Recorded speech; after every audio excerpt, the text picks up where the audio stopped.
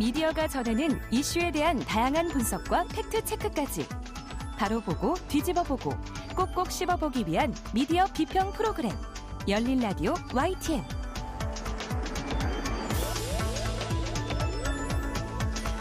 오늘 뉴미디어 트렌드 IT 분야로 만나봅니다. 김덕진 미래사회 IT 연구소장님 전화 연결돼 있습니다. 소장님 안녕하세요. 네, 안녕하세요. 반갑습니다. 김덕진입니다. 네, 반갑습니다. 요즘 이것과 관련한 뉴스가 매일 쏟아져 나오고 있습니다. 챗 GPT예요. 제가 오프닝에서도 잠깐 언급을 했는데 사실 인공지능 챗봇이 처음은 아니잖아요. 그런데 그렇죠. 이 챗 GPT는 왜 이렇게 날린 겁니까? 일단은 누구나 사용하기 쉽다라는 이야기를 좀 해야 될 것 같습니다. 우리가 보통 이런 인공지능 서비스라고 할 때 뭐 여러 가지로 들어보신 분들도 있지만 이거를 쓰려고 하면은 뭔가 어떻게 써야 될지 잘 모르시는 분들이 많았거든요. 네.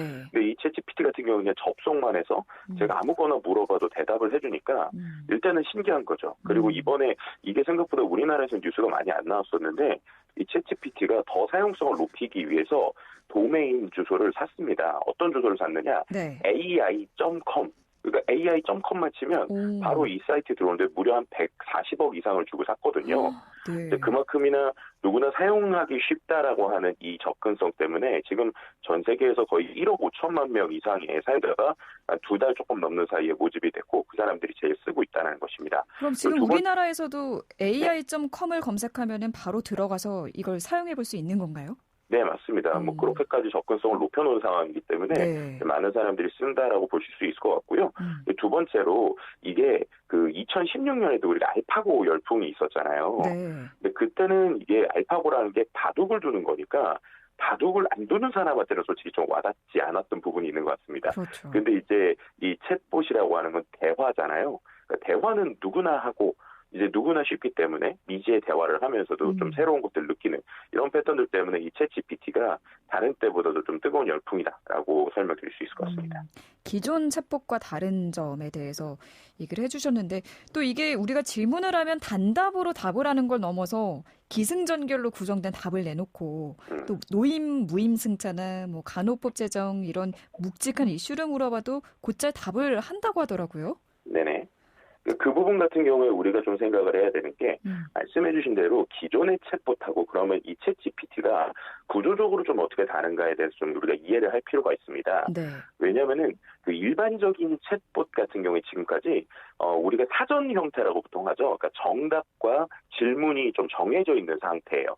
예를 들면은 뭐 대한민국의 수도는이라고 질문을 했을 때 정답이 서울이라고 써 있다고 하면 우리가 그대로 대한민국의 수도는이라고 물어봤을 때 서울이라고 대답을 잘하는데 네. 예를 들면 응용 질문이죠. 뭐 대한민국의 제2수도라고 불리는 데는 어디야? 라고 물어보면 그게 뭐 예를 들면 부산이든 이런 곳들에 대한 정답이 없다라고 하면 대답을 못 해주는 거예요. 근데 그러다 보니까는 우리가 기본적으로 대화를 할 때 얼마나 많은 패턴의 대화를 하잖아요. 네. 근데 그런 대화들을 정확한 정답셋을 다 만들 수가 없기 때문에 그래서 이제 기존 챗봇이 대답을 제대로 많이 못 해줬던 건데 이 챗GPT 같은 경우에는 이렇게 먼저 표현하고 싶어요. 얘가 내는 건 정답은 아니고요.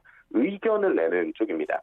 의견을 낸다라고 하는 게 어떤 의미냐면 네. 이 챗GPT는 기술 자체가 문장을 계속적으로 이어서 써주는 생성형 AI라는 겁니다. 그러니까 결국에는 우리가 나는 밥을 다음에 보통 이제 많은 인터넷에 있는 글들을 학습을 했더니 먹었다라고 하는 단어가 확률적으로 많이 나오면 네. 그냥 그거를 계속 붙이면서 글짓기를 이어가는 형태라고 보시면 돼요.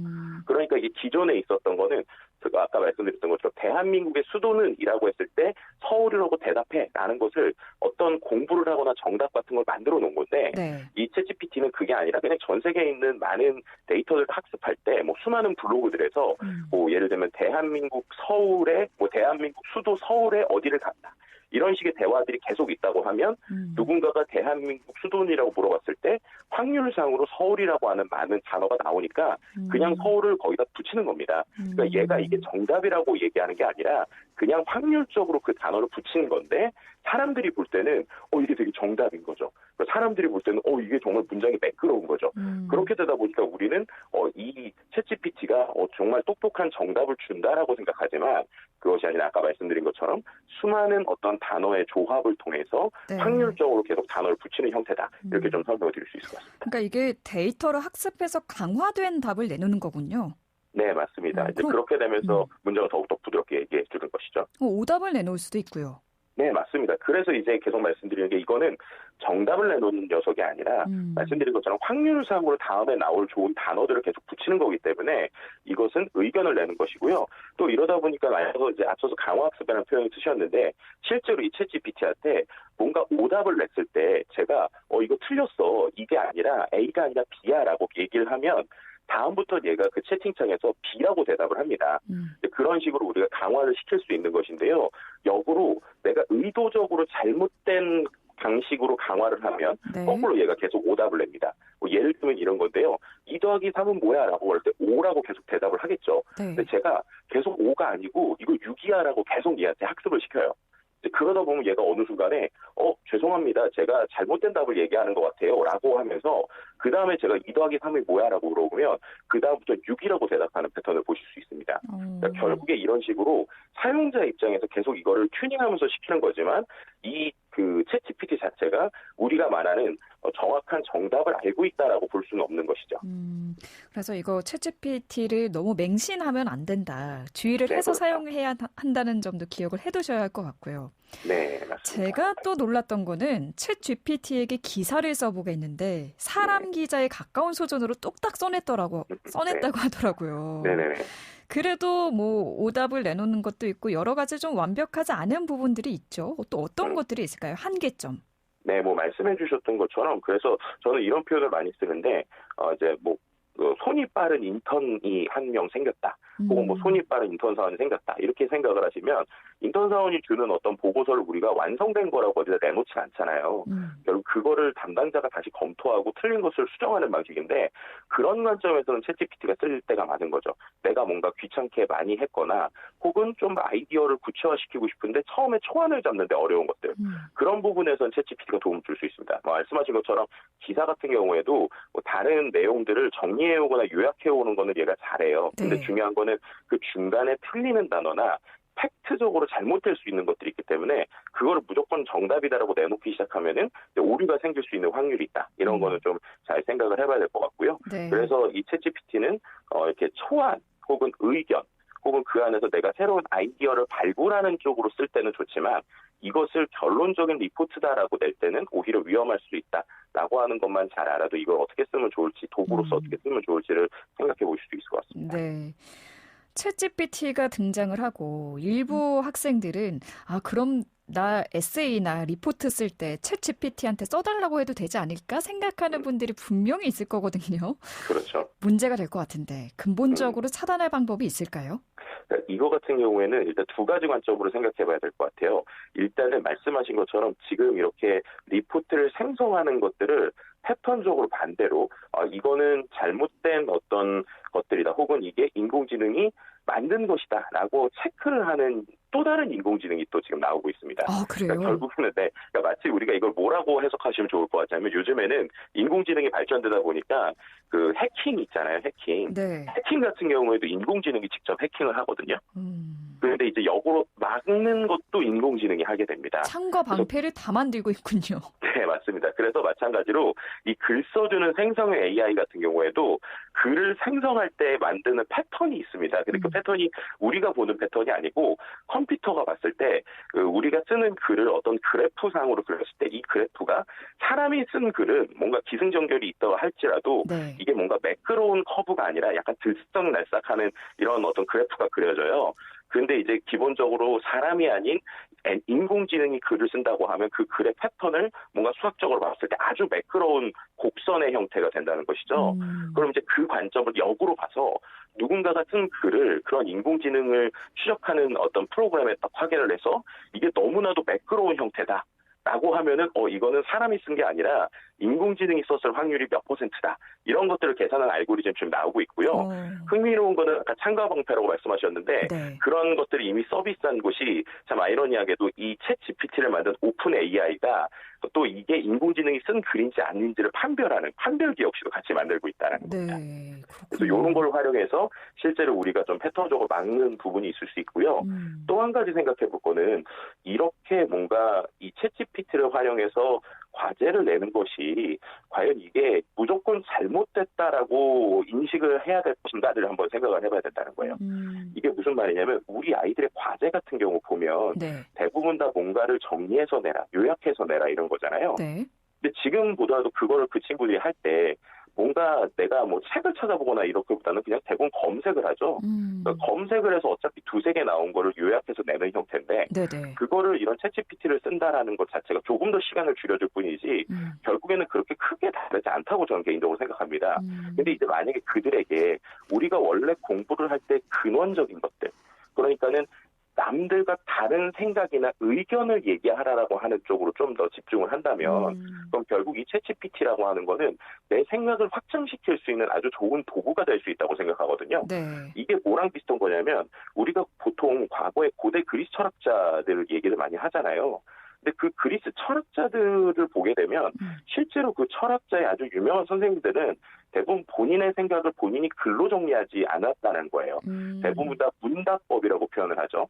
질문과 대답을 제자화하면서 그 문답을 통해서 나온 어떤 성찰 이런 것들을 또 다른 누군가가 요약을 해서 만드는 것들이 우리가 보는 대부분의 철학책입니다. 네. 그렇기 때문에 결국 이 챗GPT와 사람이 대화를 하면서 문답을 통해서 기존에 느끼지 못했던 새로운 아이디어를 찾아내고 그 찾아낸 것을 과제로 내는 이런 형태의 과제의 변화가 있다면 네. 우리의 생각의 사고의 폭이 더 늘어날 수도 있지 않을까라는 관점에서 이걸 어떻게 쓸지에 대해서 한 번 더 좀 심도 있게 교육계에서도 고민해 볼 필요가 있다. 이런 얘기 드리고 싶습니다. 네, 새로운 고민거리도 하나 던져주셨고요. 근데 일각에서는 뭐 챗GPT가 뭐 지금 아직은 이런저런 한계가 있긴 하지만 나중에 점차 더 발전을 하게 되면 기사도 정말 뚝딱, 방송 원고도 뚝딱 이렇게 글을 너무 잘 쓰다 보니까 일자리 사라지는 거 아니냐 이런 걱정하시는 분들도 있거든요. 네, 그 부분에 있어서는 항상 기술이 발전될 때마다 좀 비슷한 것 같아요. 물론 말씀하신 것처럼 자동화될 수 있는 영역은 없어질 수 있습니다. 뭐 예를 들면 이런 거죠. 제가 아까 말씀드린 대로 이 챗GPT가 뭔가 똑똑한 인턴 사원 혹은 이제 아주 뭐 빠른 인턴 사원이라고 표현을 했잖아요. 네. 그렇게 치면은 뭔가 이미 그 업에서 어느 정도 뭐 부장님들 이상급 같은 경우는 이 챗GPT를 잘 활용하면 너무 편한 거예요. 근데 역으로 지금 사회초년생들 같은 경우에는 역으로 본인들의 위치가 없어질 수 있는 확률이 분명히 있습니다. 네. 그렇기 때문에 결국에는 이 챗 GPT라고 하는 녀석이 생겼을 때 일자리나 혹은 우리의 일의 형태가 어떻게 바뀌는지를 한번 생각을 해봐야 된다는 거예요. 근데 이거는 비슷하게 인터넷의 발전의 역사에도 이미 이런 것들이 많이 있었습니다. 생각해 보시면 90년대 초창기, 뭐 아니면 2000년대 초기에 아주 좀 유행했었던 자격증 중에 하나가 인터넷 검색사라고 하는 게 있었어요. 네. 그러니까 우리가 지금은 누구나 포털 사이트에 검색을 막 하지만 검색을 좀 어떻게 하면 효과적으로 해서 정보를 찾을 수 있을지가 일종의 자격증까지 있었던 시대였습니다. 근데 그때로 생각을 해보면 그때 오히려 뭔가 백과사전을 보시는 분들은 이제 인터넷으로 자료 조사하면 그거는 이제 우리가 실제적으로 공부하는 게 아니다 뭐 이런 얘기까지 나왔었단 말이에요. 네. 근데 오히려 그것이 우리의 삶을 풍요롭게 했고 그 다음에 그 시절만 하더라도 작가로 등단을 하기 위해서는 무조건 책에다가 뭔가를 썼어야 됐는데 네. 지금은 블로그라고 하는 곳에다가 혹은 자기의 어떤 포털에다가 글을 쓰면 그 사람들이 작가가 되지 않습니까? 네. 그래서 결국에는 기술이 발전되면서 업의 형태들이 바뀌고 그 안에서 어떤 사람에게 기회가 더 많아지고 어떤 사람들은 기존에 있던 일자리가 위협받는 이런 형태들이 분명히 생긴다고 볼 수 있을 것 같아요. 예를 들면 앞서서 제가 말씀드렸던 것처럼 그 검색 엔진을 만약에 사람들이 검색하는 것 비슷한 요즘에 새로운 일자리가 또 이미 생겨났습니다. 네. 이게 뭐냐면 프롬프트 엔지니어라고 하는 거예요. 프롬프터 엔지니어요? 네, 프롬프트 엔지니어. 이게 어떤 거냐면 실제로 챗GPT 써보신 분들이 제일 어려워하는 게 뭐냐면 얘한테 무슨 질문을 해야 얘가 대답을 잘하지? 라는 거예요. 그러니까 생각보다 우리가 질문하는 능력이나 질문하는 훈련이 잘 안 돼 있습니다. 그러다 보니까 얘가 뭔가 정답을 내가 질문을 잘하면 정답을 내줄 텐데 어떻게 하면 인공지능한테 좋은 질문을 해서 얘가 좋은 결과물을 내줄 수 있을지에 대한 어떤 고민을 한단 말이에요. 근데 그렇게 질문을 하고 명령하는 걸 프롬프트라고 얘기하는데 네. 그래서 지금 이미 해외에서는 뭐 예를 들면은 내가 법률 쪽에서 이 인공지능을 쓰고 싶다라고 하면은 어느 정도 법률 지식이 있는 사람이 인공지능한테 질문을 어떻게 하느냐에 따라서 정답이 다르게 나오니까 네. 아예 그걸 하나의 일자리로 이제 정규직으로 만들어서 직원들을 뽑고 있습니다. 그래서 이제 특정 질문만 계속 연구하는 사람인 거죠. 네. 이게 마치 인터넷 검색사 시절하고 비슷한 건데요.